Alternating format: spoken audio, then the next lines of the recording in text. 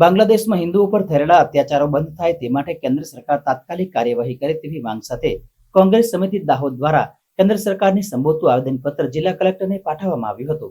ભારતના પાડોશી મિત્ર રાષ્ટ્ર બાંગ્લાદેશમાં છેલ્લા ઘણા સમયથી હિન્દુ સમુદાય ઉપર આક્રાંતાઓ આક્રમણ કરી રહ્યા છે। હિન્દુ સમુદાયના લોકો ઉપર વ્યક્તિગત હુમલો તો કરી જ રહ્યા છે, પણ સાથે સાથે તેઓના ઘરો અને મંદિરો સહિત પૂજાપાઠ કરવાના પવિત્ર સ્થળોને તોડી નાખવામાં આવી રહ્યા છે અને તેને સળગાવીને તેઓની મિલકતોને પણ ગંભીર રીતે નુકસાન પહોંચાડી રહ્યા છે। આ સમયમાં આપણા દેશ ભારતની વિદેશ નીતિનો પક્ષ તેના સ્પષ્ટ કાર્ય હજુ સુધી જમીન ઉપર જોવાઈ રહ્યા નથી। બાંગ્લાદેશમાં આ પ્રકારે હિન્દુ સમાજ ઉપર થયેલા ઉત્પીડન અને અત્યાચાર એક ખૂબ જ ગંભીર બાબત છે અને ચિંતાનો વિષય છે।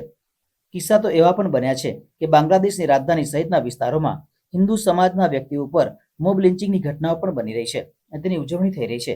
તેમ છતાં તે દેશની સરકાર મુખ દર્શક બનીને તમાશો જોઈ રહી છે। શું આ યોગ્ય છે? વર્તમાન ઘટનાની વાત કરીએ તો ઇસ્કોન મંદિરોને અને તેના મંદિરના સેવકોને ઇરાદાપૂર્વક ટાર્ગેટ બનાવાઈ રહ્યા છે।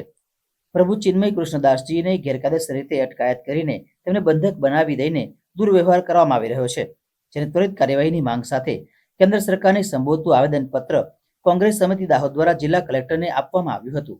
મણિપુરમાં જે હિંસા થઈ રહી છે એ મણિપુર આપણા દેશમાં જ આવેલું છે અને કેટલા સમયથી ત્યાં આદિવાસી લોકો પર અત્યાચાર થઈ રહેલો છે।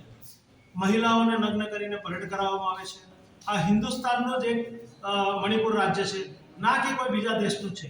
અમારા પ્રધાનમંત્રી સાહેબને વિદેશમાં ફરવાની કે રૂસ અને યુક્રેનનું યુદ્ધ રોકાવાની જો એ હોય તો મણિપુરમાં કમસે કમ આજ સુધી એમણે ગયા નથી અને મણિપુરમાં આજે કોલેજો બંધ છે, સ્કૂલો બંધ છે, મણિપુરના બજારો બંધ છે, તો કમસે કમ મણિપુરમાં પણ શાંતિ બહાલ થાય એની અમે દાહોદ શહેર કોંગ્રેસ સમિતિ વતી માંગ કરીએ છીએ।